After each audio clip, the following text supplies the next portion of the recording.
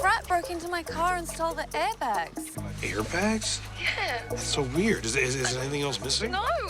Okay, Why would they just break in and steal the airbags? I don't know. We should follow police reports. Delta Psi has the upper hand.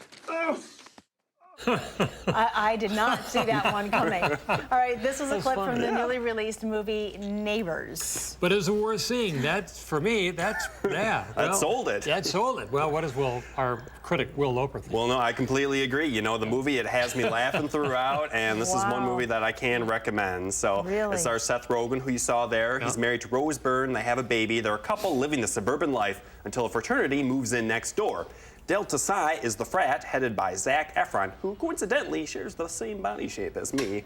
Well, maybe not. He's asked by the older couple to keep it down so they and their baby can sleep, but when the frat has several parties in a row, the couple decides to take things into their own hands. The conflict escalates throughout the movie. So that's one of the movie's biggest strengths, is that it keeps the ball rolling, and each side keeps hatching plans. Oh my goodness. Sometimes the plans work, sometimes they fail. There are also some really hilarious sequences in this movie. One involving breast milk that really I thought is the funniest so far this year.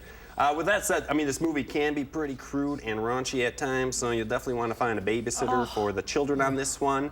But, you know, I also like how we get to see both sides, the frat. To see this again.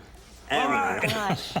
we get to see the frat and the family, and for them, their actions make complete sense, and they're motivated, which is really nice. It's not just one person is completely bad and one is completely good.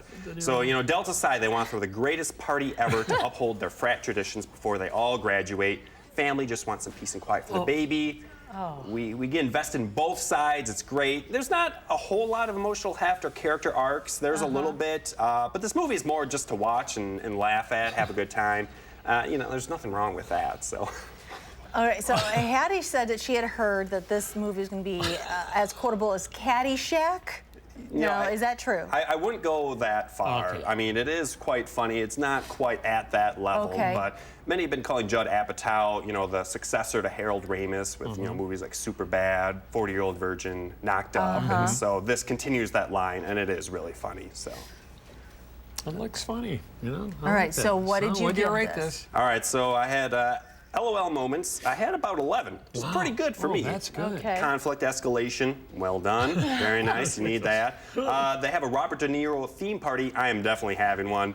You're all invited. So good. I gave this one 3.5 Michael Keaton Batmans out of 5. That's Seth Rogen's Batman of choice. Sort of shows the age difference because he asks Efron, "What's your Batman of choice?" And he says Christian Bale, and so it's sort of like, you know, the old versus the young. So. Yep. Good. Okay, so what is on tap for next week? Next week, we've got Godzilla. Right. Bryan Cranston. I'm hoping this one will be good. Me too. Looking forward to it. Yeah. It looks realistic. It like, very, you know, yes. So. A little less campy than the Matthew Broderick one. Good. Want to see that? All right. Thank you. Thank you, Will.